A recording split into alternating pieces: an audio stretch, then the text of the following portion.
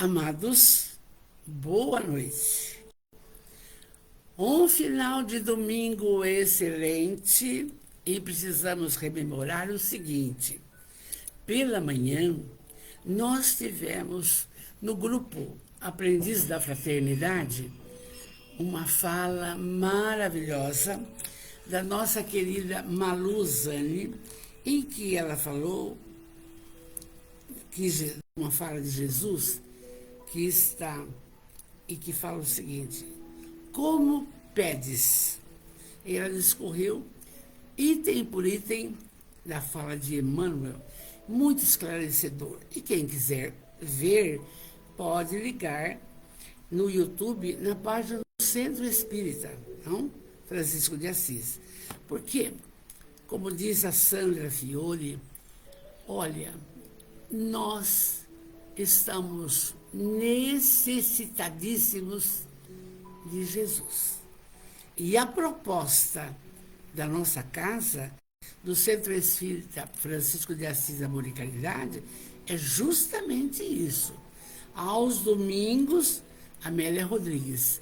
Aí na sexta-feira, todo o trabalho do Livro dos Espíritos e do Evangelho. E aí, durante a semana, às segundas-feiras, sempre o Evangelho. E aí vem os trabalhadores estudando, comentando. Não podemos parar. Ficamos sempre nessas falas, não? Espíritas, amai-vos, instruí-vos, e a caridade. E a bênção da divulgação da doutrina é sensacional. Você pega uma página de Emmanuel, alguma coisa de Amélia Rodrigues, como vamos ver hoje, não tem para ninguém, não é? Então, grande bênção, nosso encontro hoje.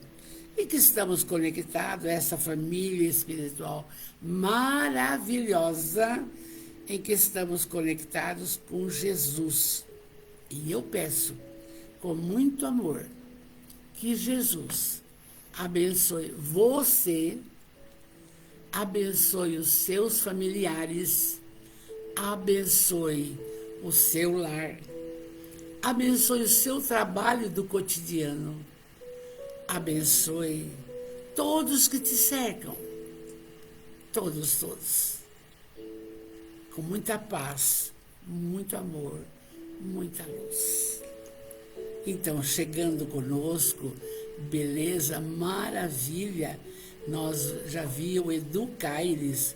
Então, o Edu, ele é, veja bem, o Edu é presidente do Centro Espírita, que eu não estou lembrando o nome, de Araraquara, um trabalhador incansável.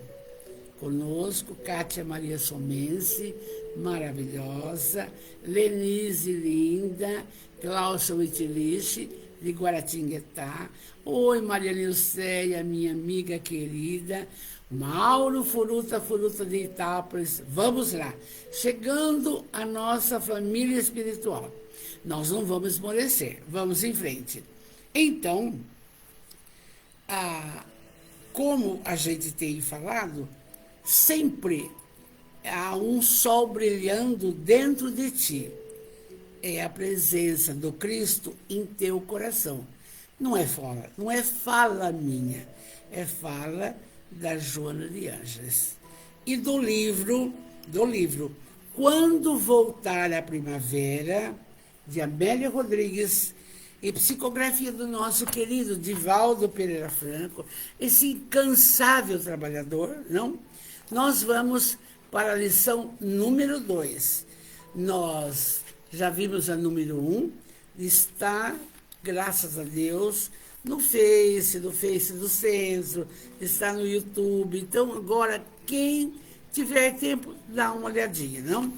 Hoje veremos a lição número 2, as núpcias em Caná.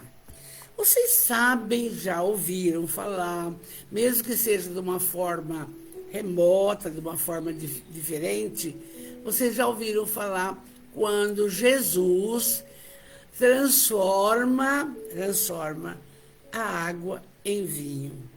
num casamento. Oi, Rose, boa noite. Boa noite. Marisa de Arruda Mizone, lá de São Paulo. Linda, um abraço. Fatinha, menina trabalhadora. Oh, que bom, linda. Sirene, Benê Garcia. O povo vai chegando, é assim que é bom.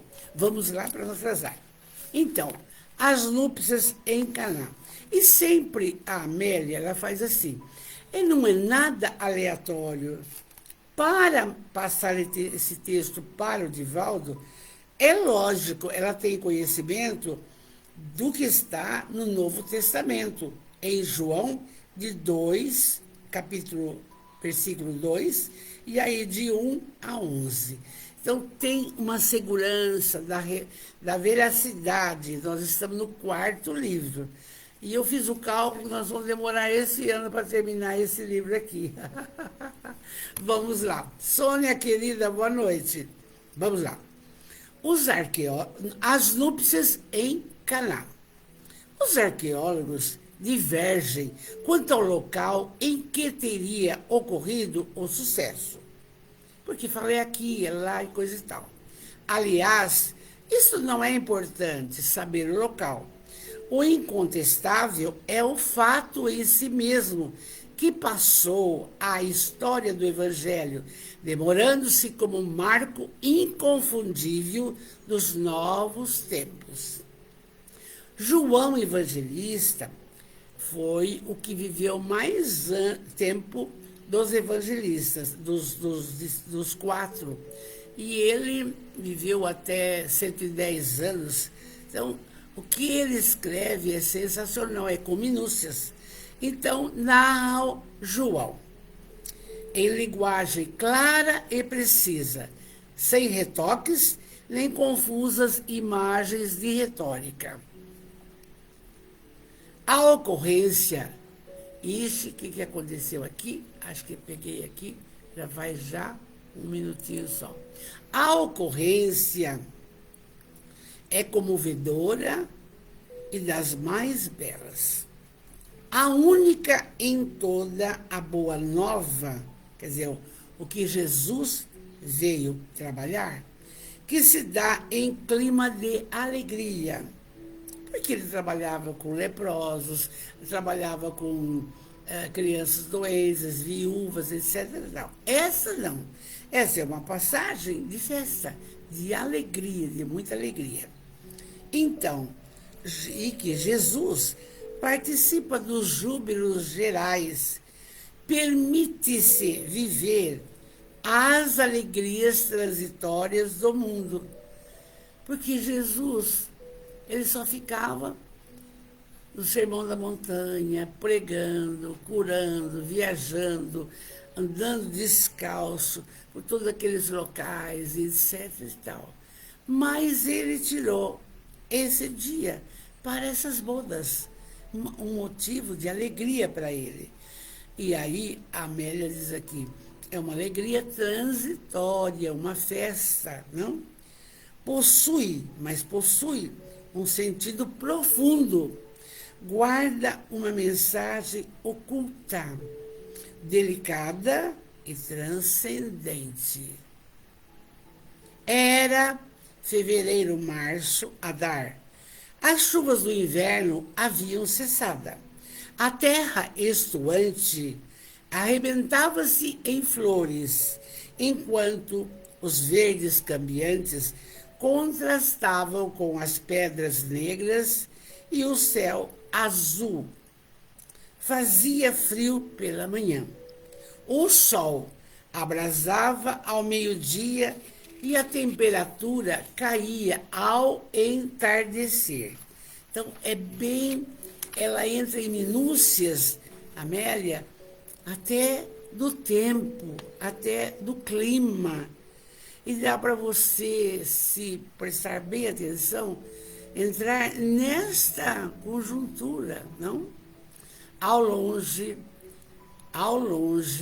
aparecia o lago transparente, perto do Monte Hermon, que era verde totalmente.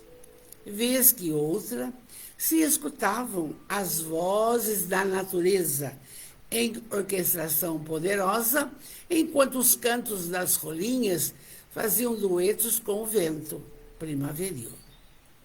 Primavera. Betsaída situa-se a 208 metros abaixo do nível do mar e Nazaré quase 500 metros acima. Então, olha o que ela fala. É uma preciosidade, entende? É uma preciosidade. A gente remonta àquele tempo. A aldeia poderia ter sido Atafu, que é pequena, entre os bosques floridos e de águas cantantes. A subida lenta da montanha, desde Betsaída, era de 28 quilômetros aproximadamente, vencendo as escarpas pelos atalhos entre o Tabor, que é aquele monte famoso, e a 10 quilômetros de Nazaré. A paisagem, todavia, fresca e agradável, diminuía a aspereza do caminho. Porque poeira, pedra, pedregulho, toda naquela condição de caminhar. Caminhar. Você calcula ele com os seus discípulos caminhando, não? E aí, Jesus, há 2 meses, ele saíra de Nazaré, deixando a carpintaria com as ferramentas em silêncio. Então, ele ficou um pouco na carpintaria, mas há 2 meses ele deixava Nazaré. E ele estivera em Betabara, no Jordão, e deixara-se batizar por João, aquele que foi decapitado, que nós já comentamos em outras falas. Então, esse João é o precursor de Jesus. O João Evangelista é depois, lá para frente, em Éfeso, coisa e tal. Entende? Então, vamos lá. Seguira logo depois ao grande testemunho das tentações. Lembra que Jesus, no deserto, foi tentado, a gente viu isso já também. E aí, mas ele já havia convocado os primeiros companheiros e os fatores propiciatórios do ministério se reuniu. Lembra que ele disse para Simão Pedro: Pedro, de hora em diante serás pescador de almas, de homens, não será mais pescador de peixes. Por quê? Estava passando para ele já a incumbência de divulgar a boa nova, divulgar o evangelho para as criaturas. Coisa que nós espíritas e os cristãos de um modo geral fazem isso. E comentando com a Sandra Fiore outro dia, não sei em que prosa nossa, e ela disse: Dona Val, eu estudo, eu cada vez mais eu tenho a certeza que a humanidade, se não estiver com Jesus, não vai ter jeito. E eu também acho. Não é só na hora dos petitórios, não. É uma constante nas nossas decisões, nos nossos trabalhos de benemerência, nos nossos estudos sérios, não? É importantíssimo. Por isso que o Centro Espírita Francisco de Assis, Amor e Caridade, de longa data, prima pelo estudo constante. Claro que os trabalhos de mesa mediúnica, de passes, atendimento fraterno, constituem a grande bênção e caridade. Mas ficar sem se instruir não pode.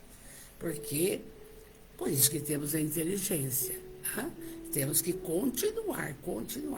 Então vamos ver lá. E aí, olha aí, entrando conosco, o Centro Espírita Amor e Caridade de Jaú. Amores, nossa família é tão grande, forte abraço. Vamos continuar.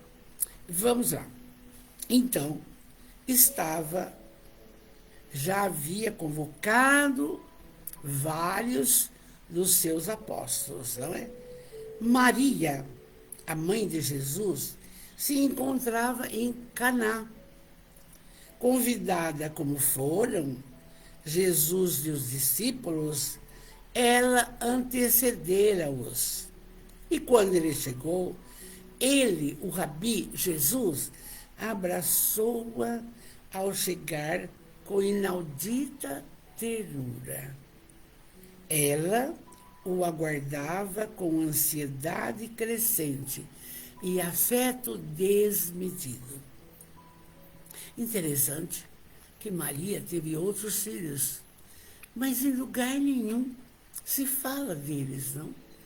Mas o carinho com Jesus é inacreditável, do começo ao fim do seu ministério.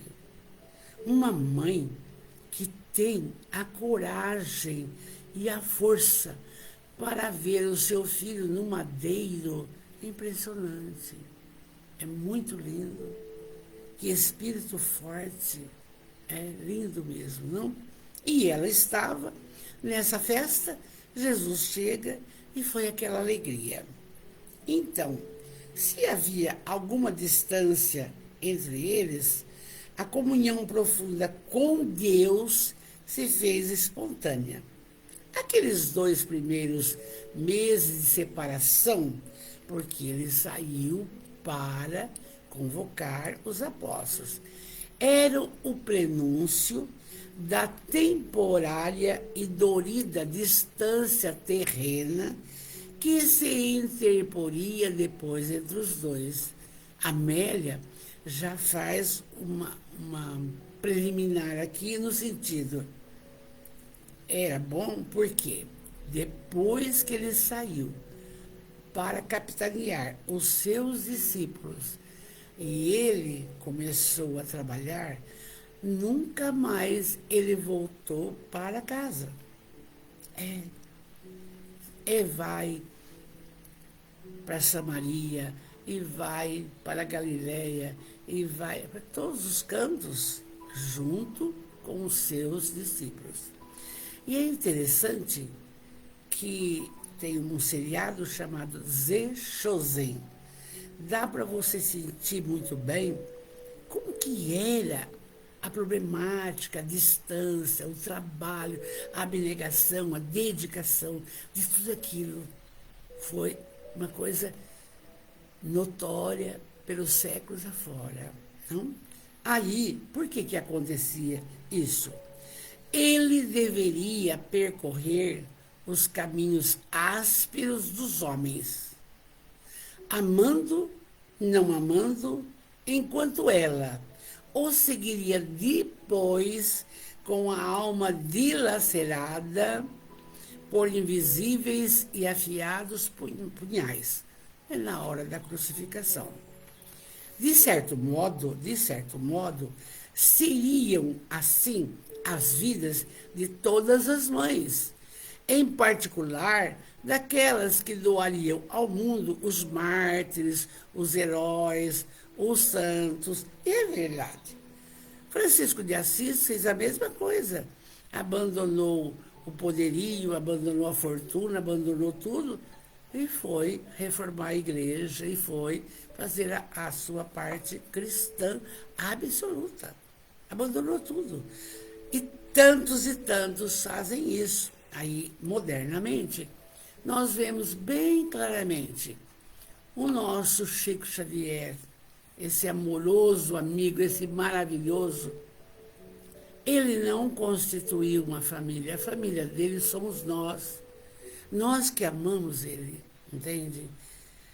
A sua missão foi magnífica. Ele é a maior antena psíquica do mundo. As obras que ele deixou, fantásticas, reais.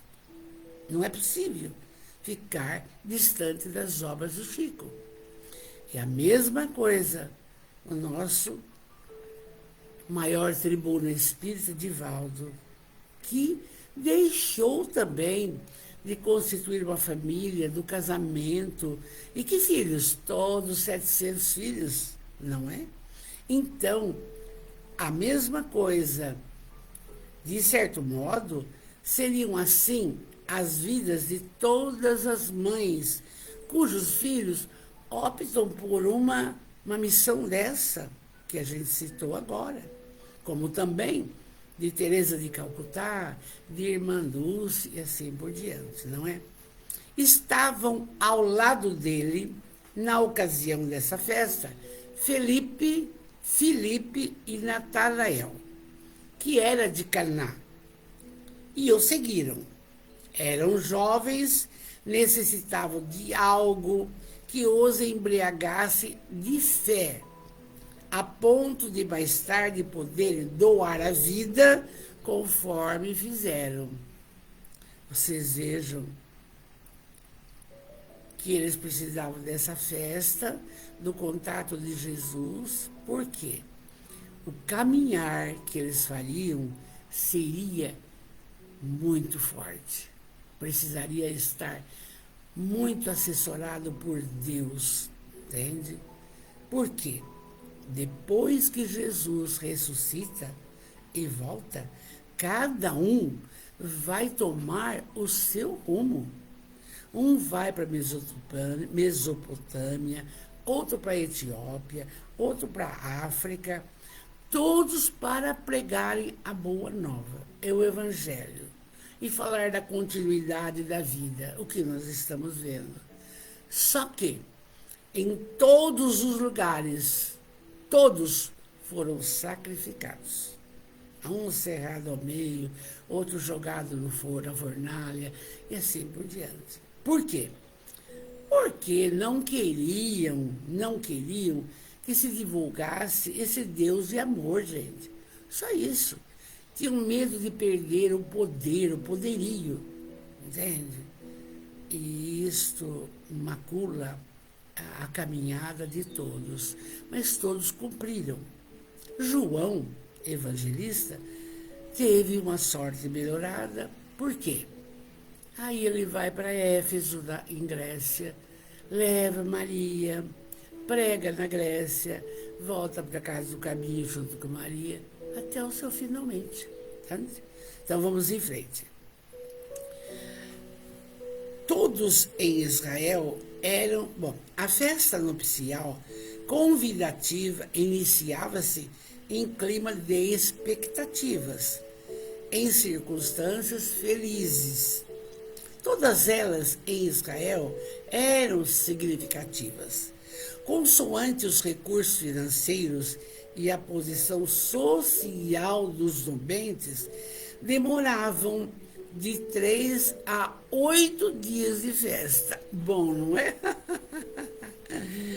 A cerimônia era grave, quer dizer, séria. O compromisso responsável de realce. Como mudou tudo, não é? Hoje não tem mais esse compromisso. E é uma pena, porque é um desacerto muito grande. E desacerto também espiritualmente falando. É necessário. Até penso assim, que bom se fizesse um resgate do passado, a noiva cumprindo o enxoval, fazendo certinho, e aí preparativos para o casamento, aí o pastor ou alguém abençoa o casamento, aí vão para a sua casinha. É diferente do hoje, não é? Muito bem, mas é a modernidade e nós temos que aceitar as coisas como elas são e vamos caminhando. Então, aí a festa seria de 3 a 8 dias. A cerimônia era séria. a noiva, o noivo, assumir o marido, assumir a esposa, prometendo respeitá-la, amá-la, etc, etc. Era assim. A noiva se fazia conduzida numa cadeira especial, obedecendo a velhos rituais e as alegrias em todos os participantes daquela cerimônia. É costume árabe, coloca a noiva numa cadeira e ergue, caminha com ela e caminha com ela. Os convidados, normalmente austeros, abstêmios e comedidos, noutras ocasiões, em tais oportunidades, tornavam-se barulhentos, pródigos em excesso. Festa, festa, tá bom? É esse o ambiente que o nosso amado Jesus vai. Ao cair da tarde, quando as fimbras de luz douravam a cabeça dos montes mais altos, e já premeditando uma tarde e noite, permitia ainda a visão das estrelas, que pareciam, olha Amélia, que pareciam que as estrelas estavam também felizes, tá? Olha, chegando conosco, Lígia Antonelli, Silvia Carlini, Ana Lopes, João Malém, um beijo, amados. E então, os atos nupciais foram realizados. Já, e todos exultavam em efusivas saudações e brindes aos noivos. E brinda, e coisa. Músicos e bailarinos convidados enchiam de melodias o ambiente, em todos os locais, os alpendres, nas salas amplas, onde todos se comprimiam.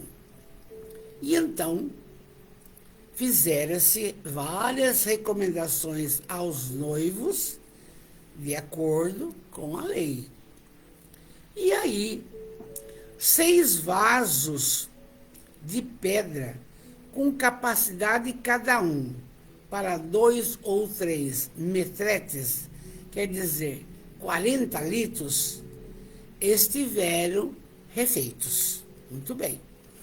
Os convidados se banqueteavam com as comidas, guloseimas, frutos secos, peixes defumados e fritos gordurosos, acebolados. E a alegria da mesa era farta. Se misturava às canções e ao vinho embriagante.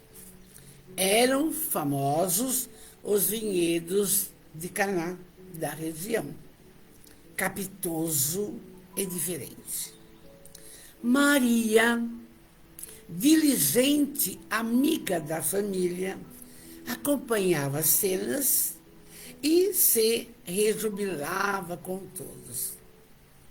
Aquela gostosura, aquela companhia fraterna, todos falando a mesma língua, o Jesus ali, o Rabi, o sábio, o maravilhoso, o mestre, entende? Todos. E a presença do filho para ela era uma felicidade ímpar. É igual quando nós ficamos 6 meses sem ver as filhas, os filhos, e eles chegam, e aí você fala, que delícia, meu Deus. Porque cresceram, que pena, não é? E é bom porque é uma troca de energia tão grande, de amor tão grande, e faz um bem incansável. Beleza, não? E a Maria, feliz assim, porque o filhão estava lá. Sucedeu ao dia, a noite serena, e as festividades prosseguiam. Jesus no meio. Convidados retardatários chegavam, e as paisagens da emoção se faziam renovadas. No transcorrer da festa, Maria percebeu que o vinho não poderia atender à insaciedade de todos e correu aflita ao filho. Olha Maria, prestando atenção. Ela sabia da sua procedência. Ela sabia do poder de Jesus e resolveu falar com ele pela família, que a família não tinha percebido que o vinho estava acabando, entende? E aí, de certa forma, será ela, desde ali, a perene intercessora perante o Filho, em favor das criaturas humanas de todos os tempos. E é bom lembrar que Maria, até hoje, trabalha na dimensão espiritual e ela possui o Hospital Maria de Nazaré, que trata principalmente dos suicidas. Porque a doutrina é tão esclarecedora que vai te falando umas coisas, você vai, por enquanto, você está dando para gravar, né? Mas você fica assim, porque quando o Chico também teve um problema, Chico Xavier, veja bem, ele falou, Emmanuel, eu estou com tantos problemas, estou desanimado, eu falo, parece que ninguém entende o que eu falo. É normal. E aí, então, pergunta para Maria de Nazaré, o que é que eu tenho que fazer para melhorar tudo, não? Aí ele disse, tá certo, eu vou. Emmanuel, mentor incalculável. Tá bom. Chico ficou na expectativa, não é? E aí, volta. Chico logo começou a catar papel, catar lápis para escrever quais eram as recomendações da nossa Maria de Nazaré. E aí, o Emmanuel falou, calma, vou te falar. Fala, meu irmão, fala, eu estou aflito. Vou te falar. Ela mandou-lhe dizer o seguinte, tudo passa. Só isso, é. A alegria passa, momentos felizes passam, momentos tristes passam, momentos de desconforto passam, momentos de dor passa, pura realidade. E o Chico escreveu numa tábua, tudo passa, e colocou na cabeceira da cama dele. E isto eu tive oportunidade de ver numa última visita que fiz para o Chico, visitando Uberaba. São coisas maravilhosas que nós vamos colocando aqui, lembrando, porque tudo tem que ser aproveitado. Aqui, Maria, ela era isso, ela intercedeu por aquela família do casamento. Mas uma coisa que ela falando com o filho dela, ela iria fazer por toda a humanidade, pelos infinitos afora. Pelos infinitos afora. E ela trabalha no mundo espiritual. Ela não está parada. Hã? As criaturas das zonas umbralinas, suicidas, né? E Judas foi o primeiro que ela acudiu. Judas Iscariote. Não? Isso é lindo. Vamos em frente. Então, Maria é essa intercessora até hoje. E será pelos infinitos afora, tá? Acercou-se discreta ao seu filho e falou dos receios para ele. Meu filho, faltará o vinho. E esse, olha a condição dela, é sinal de mau agouro para os lobens que começam a edificação do lar. Então, ela acreditava que, faltando aquilo na festa, eles já começavam a vida triste, porque não deu certo, ao pensar dela, não? Rose Cantarim, boa noite, amor, boa noite. Então, ela está falando, faltou vinho. Pode ser um sinal disso. Muito bem. Jesus estava acima de tais conjunturas mesquinhas, não se preocupando com as questões de pequena monta. a insignificância das crendices. Israel possuía muitos, ele não estava preocupado com isso. Imagina, imagina. Não era para Maria, mas era o que o povo de Israel acreditava, certo? E ele não deu bola para isso. Aí ele olhou a sua mãe amorosamente e, com ternura habitual, falou: mulher, que tenho eu com isto? Minha hora ainda não é chegada.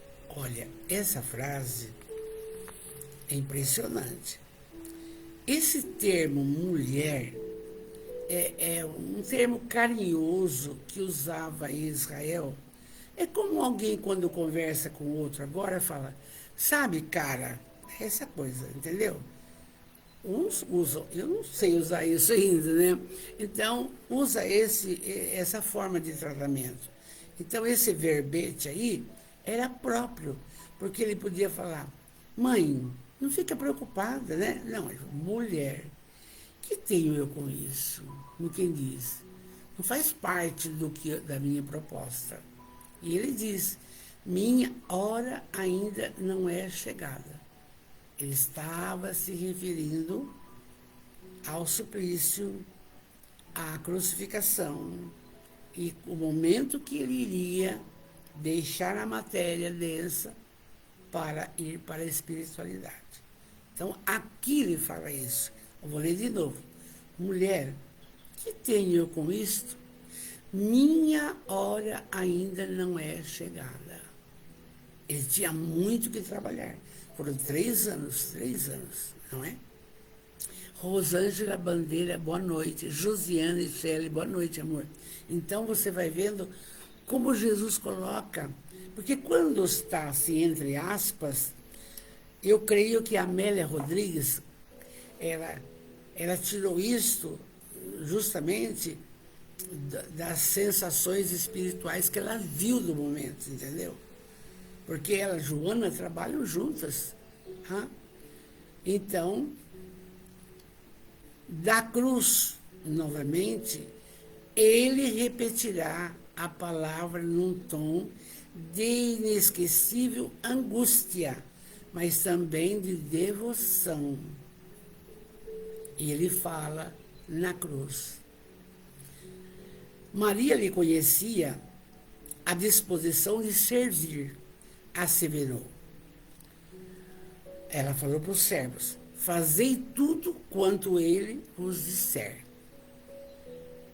Porque na cruz, ela não colocou aqui, mas ele diz uma das falas, Pai, perdoai, eles não sabem o que fazem.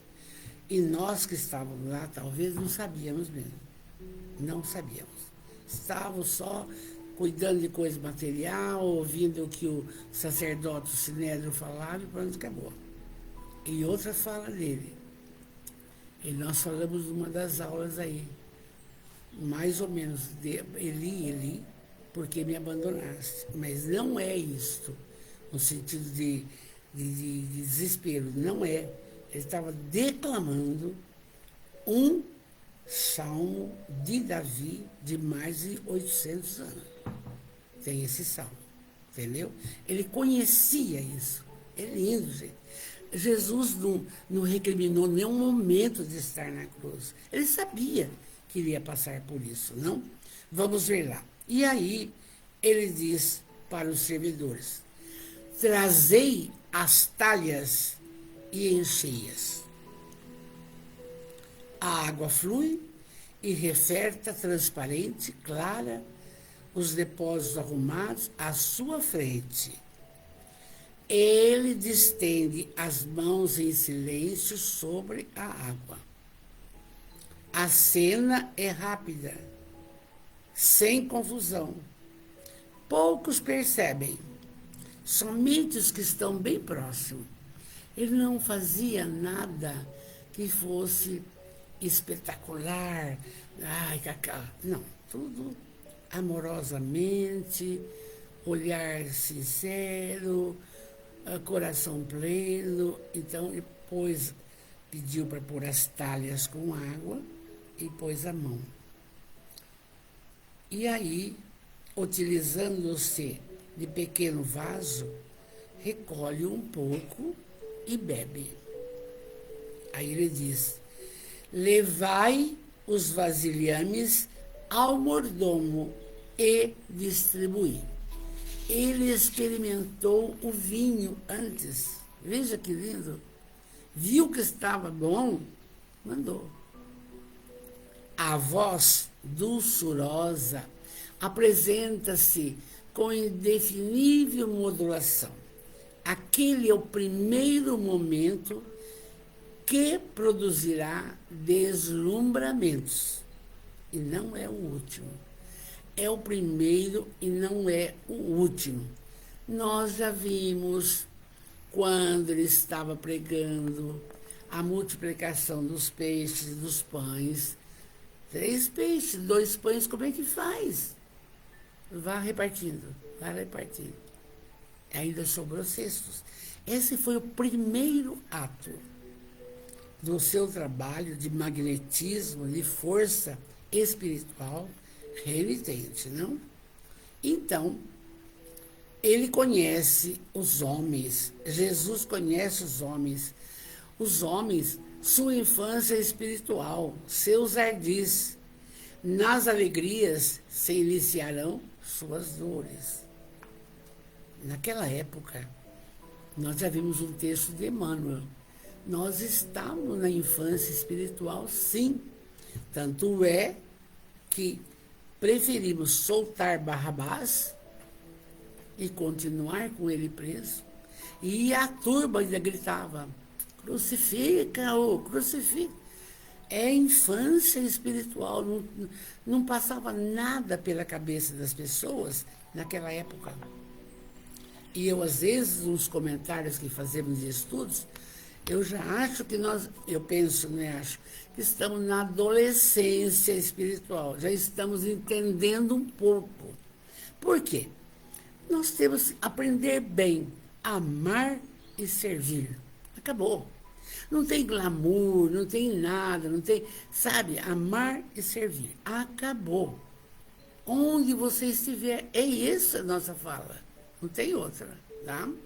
Então vamos em frente. Aí o mestre de cerimônias, tomando de um copo dourado, recolhe o líquido e sorve com espanto e exclama: este vinho deveria ter sido servido antes que os convidados estivessem tontos, a fim de lhe valorizarem o sabor, como se usa fazer, primeiro se apresentando o bom, para depois apresentar o de qualidade inferior. Era o que eles faziam. Quer dizer, bebe o bom, ai que ótimo, ótimo, fica meio tonto, agora pode dar o ruim que tá bom. E foi ao contrário aqui, tá? Os comentários apontaram que Jesus era responsável pelo ocorrido. Não passou em branco, porque não aguentaram, não? Admiração e surpresa. E eles se confraternizaram. E Jesus em silêncio. Que primoroso, né? Os sons das flautas, dos alaúdes, e dos pífaros e tudo, aquela melodia linda, e os convidados bebendo, cantando, dançando, os noivos felizes, e a Maria despreocupada agora, que seria uma coisa de azar não ter bebida. Jesus nem pensou nisso, né? Então, aí a Amélia continua. É muito importante, porque nós vamos seguir regiamente os capítulos, entende? Nós já vimos 3 livros. Pode ser que alguma coisa pareça repetitiva, mas precisamos gravar. Caná era o marco inicial do seu ministério público, numa boda, num momento festivo. Foi lá o começo. Que depois vai aparecer o sermão da montanha, vai a cura dos 10 leprosos, só um volta para agradecer, aí vai a história de Magdala, aí vai a cura do cego de Jericó, aí o paralítico de Cafarnaum, nós já vimos. Então você vê, esse foi o marco, onde ele, o seu magnetismo transformou a água em vinho. O seu magnetismo, gente. Vamos em frente. Aí Amélia diz: a sua prisão se dará em outra festa, na da Páscoa, enquanto Israel está em júbilos. E nós estamos sempre falando. Ele entra maravilhosamente, todo mundo coloca panos na janela, ramos, tudo bem. Mas isso foi no domingo. Quando foi na quinta, ele vai orar, ele já é preso, e aí começa o suplício. Aí vai ser crucificado, ele desencarna na sexta e ressuscita no domingo. É a história, é a história. Mas aqui está falando, Caná era o marco inicial do que ele iria fazer. Interessante, gente, que ficou tudo que ele fez, com tantas biografias a seu respeito, muito, fora os evangelhos canônicos, apócrifos, etc. e tal.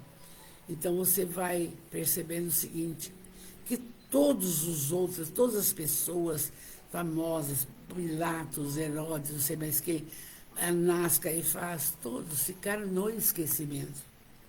E ele não. Por quê? Ele disse: eu estarei convosco até o fim dos tempos. Então, quem viu Jesus, foi Eurípides Barçanufo, que viu Jesus, entende? Então, só a categoria de espírito puro que vai conseguir essa benesse. Mas a gente nem precisa sonhar com isso. A gente precisa pedir sabedoria para seguir os seus ensinamentos, que é amar, servir, amar o semelhante. Acabou. Nós temos que seguir isso, tá? Vamos em frente. Aqui, o dever é cruz de devoção.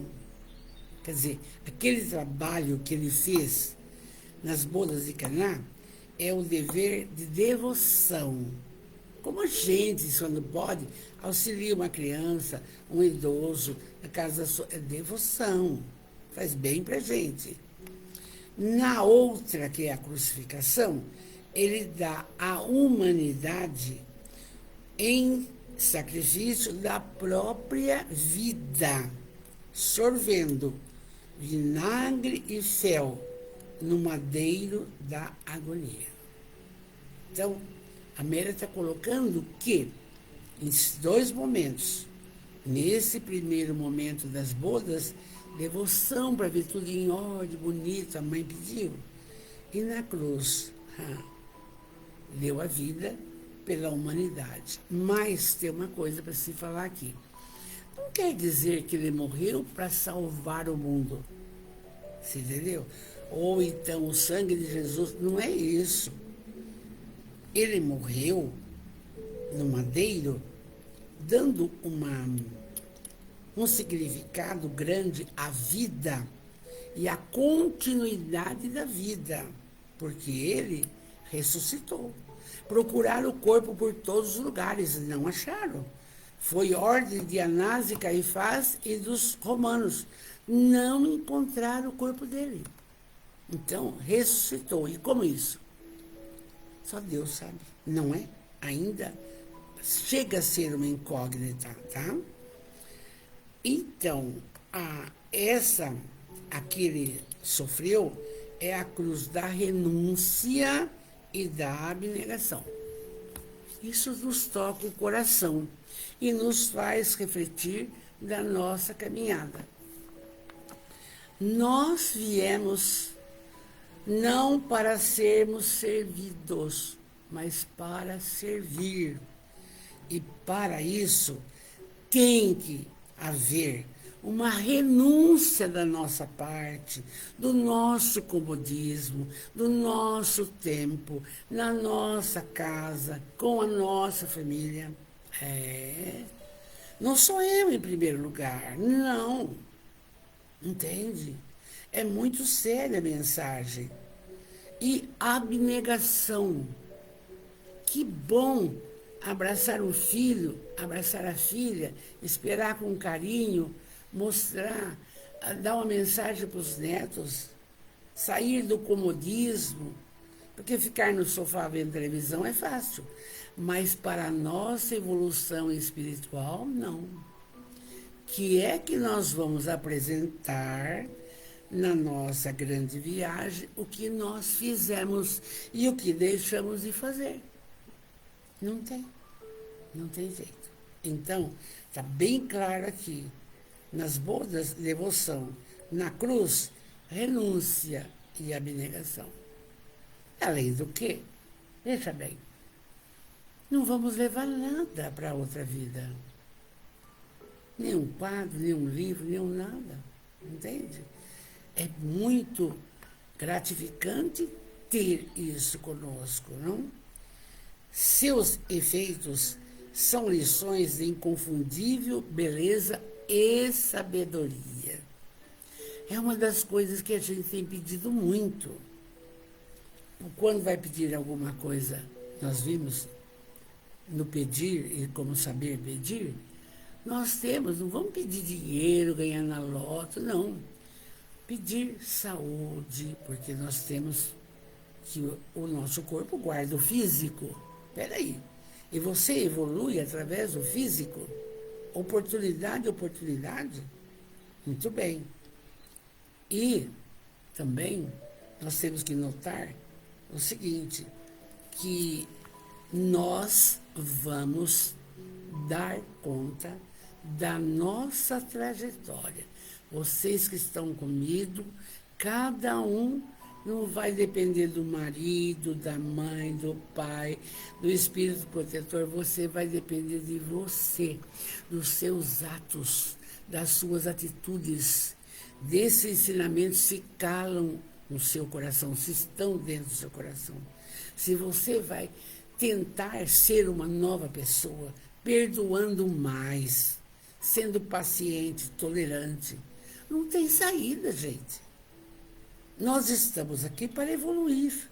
E se não fizermos isso, vamos voltar para fazer a mesma caminhada. Quer saber o que se foi? Olhe-se hoje.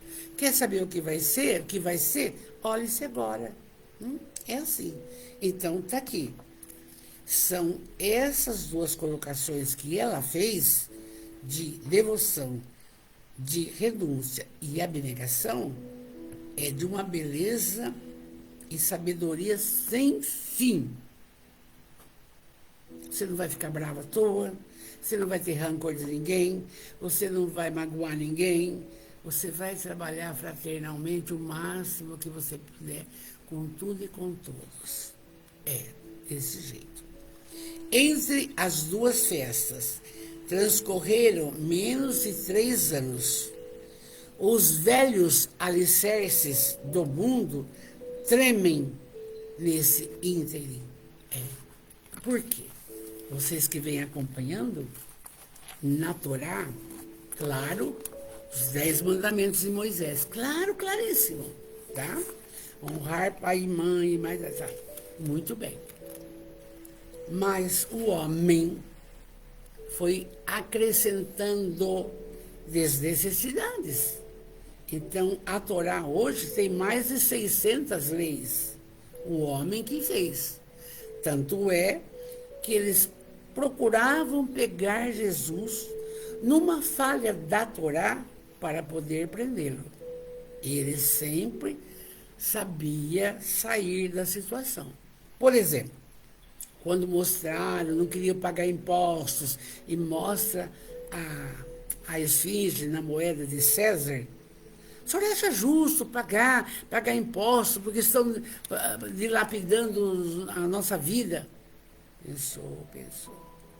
Dai a César o que é de César. Dai a Deus o que é de Deus. Acabou. Não deu a resposta que eles queriam para a mesma coisa. Vocês lembram da mulher adúltera? Todo mundo com pedra na mão, com pedra na mão. E aí, então, mestre, ela adulterou. Ela merece ser, porque na Torá tinha sido colocado que quando a mulher adulterasse, seria sacrificada na Torá, pelo homem. E Jesus calmamente escreve na terra, na areia, não fala nada. E aí, mestre, vamos lapidá-la? Levanta, só diz isso. Quem estiver sem pecado, atire a primeira pedra. Os mais velhos começaram a jogar as pedrinhas e foram saindo de fininho, saindo de fininho, saindo de fininho. E aí ficou Jesus e a mulher. Mulher, cadê os homens que te queriam? Foram embora. Tá bom. Eu também te perdoo. Mas vai e não peques mais. Para nós. Se nós temos uma caída, ou uma colocação desnecessária, a magoou, não pode repetir. Aí tem que mudar. Só ensinamento, não? E aí, a Amélia diz o seguinte: os velhos alicerces do mundo, em 3 anos, mudou tudo. O que ele pregou, principalmente o Sermão da Montanha, o Mahatma Gandhi disse, pode tirar tudo, deixa só o sermão que já basta, de tão perfeito que é. Entende? Então vamos lá, Amélia. Sua voz reformula os códigos dos direitos humanos e as suas ações darão início à nova era do amor, dantes jamais sonhada. Por quê? O Deus da Torá, olho por olho, dente por dente. O Deus de Jesus, amor, paciência, tolerância. Nós não viemos para sofrer, nós viemos para evoluir. Deus tem compaixão de nós, entende? E aí, você vê que em 3 anos, que mudança que foi, e até hoje permanece. Jesus é o meio-dia da criatura de todos os tempos, o divisor da história, antes dele e depois dele. Nós estamos, graças a Deus, com a doutrina dos Espíritos nessa ótica. Mas aí a Amélia diz, Natanael e Filipe se deslumbraram com o fenômeno da transformação da água em vinho, participam dos comentários que todos fizeram sobre Jesus e não cabem em si de entusiasmo, ficaram felizes. Desde ali, o nome de Jesus se fez conhecido, facilmente identificado. A voz do povo propaga-o aos 4 ventos. Tanto é, amores, que todo o Ocidente conhece e sabe de Jesus. O Oriente ainda tem Krishna, Buda, tem Zoroastro, etc. Mas todo o Ocidente, de ponta a ponta, é Jesus. Tá? Então, quando soarem as suas horas nas praias e nas praças, nas sinagogas e nas ruas, ele, Jesus, abrirá os braços e afagará a multidão, conduzindo-as ao rumo da luz inapagável e da felicidade que não se acabará. É impressionante isso, porque é uma verdade. Porque quando você tem Jesus, quando você confia, quando você tenta conhecer essa figura, a dor passa, a tristeza vai embora, até os nossos amigos, os nossos irmãos que partem, sabemos que vão fazer a sua caminhada melhor do que aqui na matéria, não dava mais. Vamos entendendo disso, e é uma bênção, porque o desespero desaparece, é cronometrado, belezinha, tá? Então, Caná é a marca inicial do Evangelho de Jesus, dos feitos dele. Grava bem. Caná é a marca inicial. Então, o Gólgota, que é onde ele foi crucificado, porém, não se tornará o término da sua mensagem como eles queriam. Porque, pelo contrário, continuou, divulgou, caminhou. Está caminhando até hoje.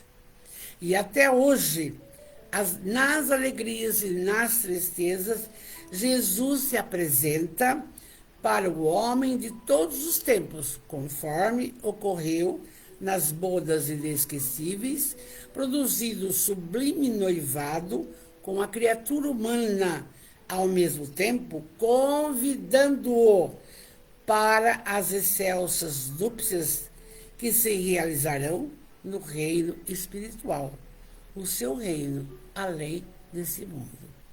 É lindo porque é um marco, mas passou, continuou. E nós vamos completando agora que o tempo está terminando. A Mera terminou aqui com esse convite que ele está presente sempre e está nos convidando. Vem comigo. E a gente vai. Quantos estão à deriva? Quantos não sabem nada dele? Quantos não sabem, não acreditam nos seus feitos, na sua bondade? Quantos? Mas aí é bonito. Por quê?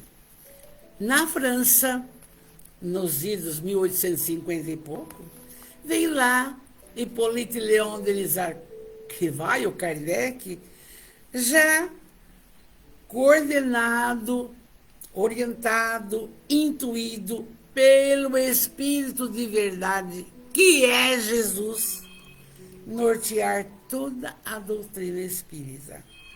E ela caminha, está caminhando abertamente. Por quê? Porque ela consola, ela te esclarece. Vá no livro dos Espíritos, você vê quantas explicações. Ela te ilumina a caminhada. Você não é melhor que ninguém, mas o seu interior é lindo, você fica ótimo, você fica bem, você está feliz, mesmo com problemas. E ela, a doutrina, nos fortalece. Nos fortalece. Sabemos trabalhar de forma correta, amparando todos, tentando consolar, tentando orar pela cura, pedir. É assim, é assim. Então, se Jesus fala, vem, e eu pergunto para você, e você vai? Nós estamos na caminhada. Nossa família espiritual está bonitinha. É com muita alegria que eu quero agradecer também a presença da Vanessa, o Paulo Miceli, querido aí de Araraquara, a Célia Janes. E agora a hora passa. Na semana que vem, continuamos com a terceira lição, que será brandos e pacíficos. Aí é Jesus sempre. O livro é este. Quando voltar a primavera. É o quarto livro que estamos estudando. Rigorosamente. Amados, vamos orar. Muito obrigado pela atenção de todos, por essa família linda, que só me torna mais feliz, mesmo na minha velhice. Vamos orar. Deus, soberanamente bom e justo. Jesus, o médico das almas, o amigo, o companheiro, tudo. Benfeitores espirituais, amados, sempre muito obrigado por tudo que nos tem concedido. Pense comigo, a vida, a família, o lar, o trabalho, as pessoas que nos auxiliam em todos os cantos. Obrigado por tudo. Temos mais do que merecemos. E agora, divino amigo, com muito amor e fé, nós pedimos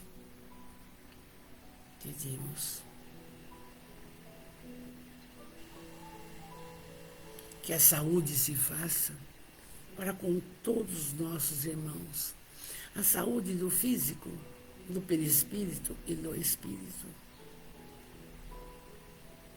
Abençoai grandemente os nossos familiares, de todos.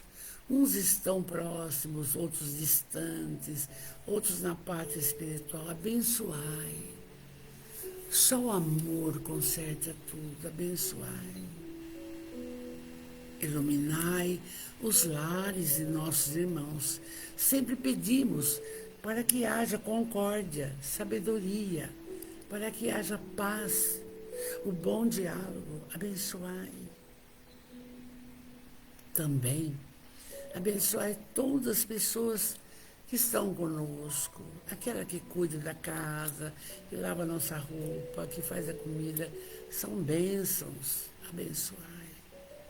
Também, divino amigo, dá-nos sabedoria para continuarmos entendendo a sua fala, para que possamos também exemplificar com nossas atitudes das belezas dos ensinamentos espíritas. Sim, compaixão, misericórdia. Que assim seja. Vamos orar em agradecimento. A oração que o Senhor fez para Deus, a única. Pai nosso, que estais nos céus, santificado seja o vosso nome. Venha a nós o teu reino de amor. Seja feita a tua vontade, assim na matéria como na dimensão espiritual. E o pão nosso de cada dia nos dai hoje, mas dai-nos o pão da alma, esse que estamos nos alimentando. Dai-nos, e não nos deixeis cair nas três malhas da matéria: o orgulho, a vaidade, o egoísmo, a prepotência. Não nos deixeis. Livre-nos de todos os males. O Senhor pode, e seja feita a sua vontade. Que assim seja. Amores, que bênção de noite, que bênção de noite, que mensagem magnífica, e tenha uma excelente noite. Rogo a Deus que todos tenham a excelência da semana e até o nosso próximo encontro dessa família espiritual linda, linda, linda. Meu carinho, meu amor, meu beijo. Fiquem com Deus.